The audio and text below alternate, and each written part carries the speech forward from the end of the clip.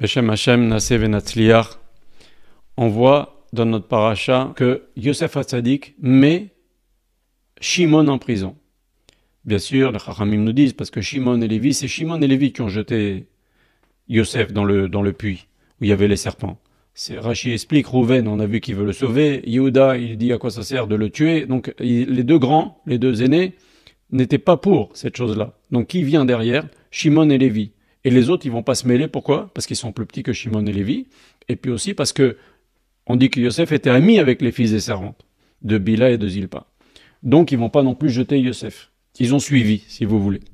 Et donc, on voit que maintenant, Yosef, lors du premier voyage des frères, il met tout le monde en prison, après il les libère, il leur dit, allez, rentrez chez vous, ramenez-moi Benjamin, mais je garde Shimon. Et il garde Shimon en prison, comme on a dit, pour les séparer, mais pas seulement. Ça va beaucoup plus loin.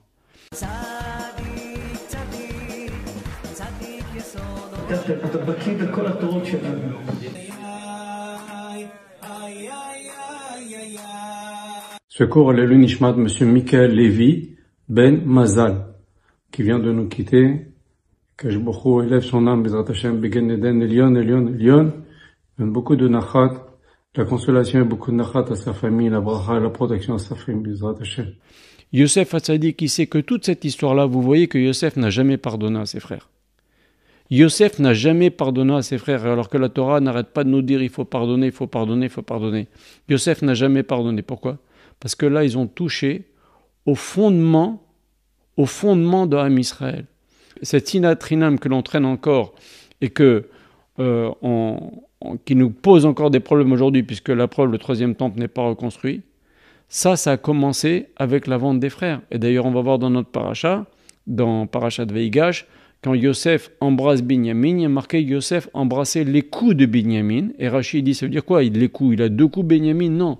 C'est dans Shirachirim, on dit que le coup, c'est le Bet Hamikdash, puisque le lien entre Akadosh Baruch Hu et nous, c'est le Bet Hamikdash, là où on fait les korbanot, là où notre filote, elles vont vers le Bet Hamikdash, après elles montent vers le ciel. Comme la tête et le corps, le lien entre les deux, c'est le cou.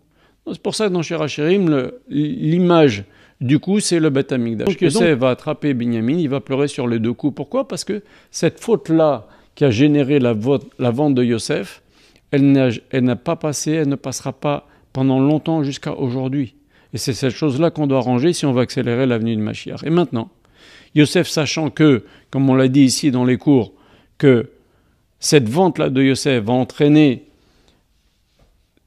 dans chaque génération 10 tzadikim qui souffrent pour rien, et les premiers ont été la Sarat Arugé Malchut, Rabbi Akiba, Rabbi Yehuda ben Barbaba, Rabbi Hanania ben Teradion, Rabban Gamliel, Rabbi Ishmael Kohen Gadol, tous ces grands 10 tzadikim qui sont morts. Il y avait 2 tzadikim qui devaient mourir aussi. Yosef, pourquoi il va être puni? Parce que lui, il a généré cette haine en racontant à son père, comme on l'a dit ici dans le cours. Donc, Yosef, il revient en Gilgoul, on l'a expliqué en Rabbi Akiba ben Yosef. Et Shimon, c'est Rabbi Shimon Bar Yochai. Rabbi Shimon Bar Yochai est le Gilgoul de Shimon. Et qu'est-ce qu'il fait Yosef? Il met Shimon en prison. Pourquoi? Pour qu'Rabbi Shimon Bar Yochai, il soit pas tué avec la Sarat Arugé Malchut. Sa kapara, ça va être quoi? De passer 12 ans dans cette grotte. Donc Yosef, quand il met Shimon en prison, il est en train de symboliser que je sauve Rabbi Shimon Bar Yochai. Rabbi Shimon Bar Yochai, je ne veux pas qu'il soit tué comme les autres. On va le sauver, il va passer 12 ans dans la grotte, mais au moins il ne sera pas tué. C'est pour ça que Yosef il a choisi Shimon, pour sauver Rabbi Shimon Bar Yochai. Et maintenant, si on voit, Reuven, il est revenu en Gilgoul en Rabbi Eliezer ben Orkenos. Rabbi Eliezer ben, ça fait Reuven.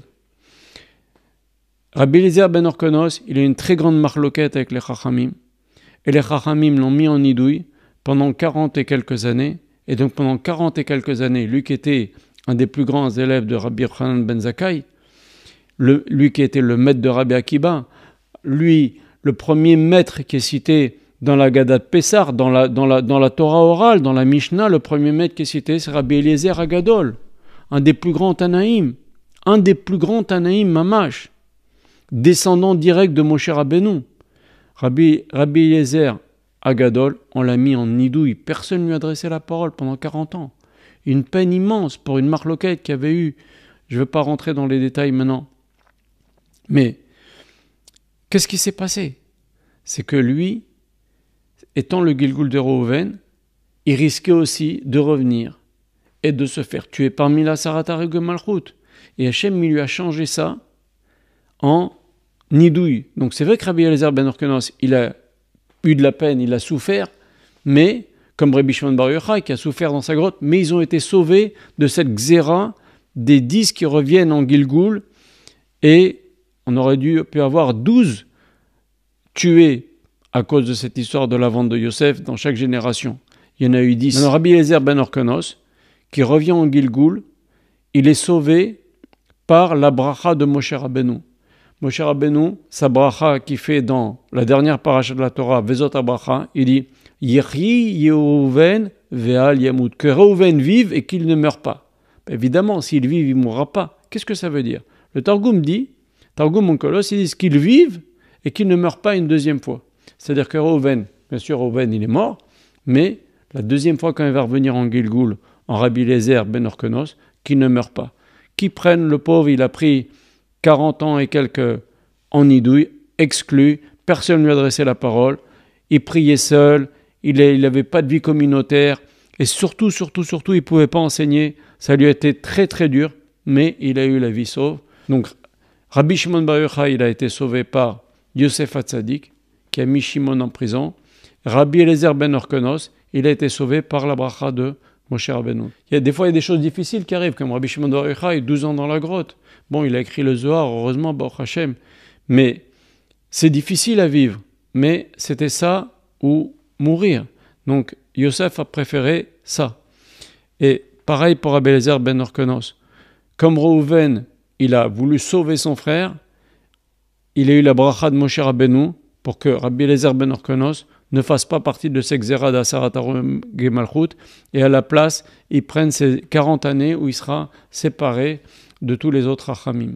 C'était difficile, mais il a eu la vie sauve. Qu'Hachem vous bénisse.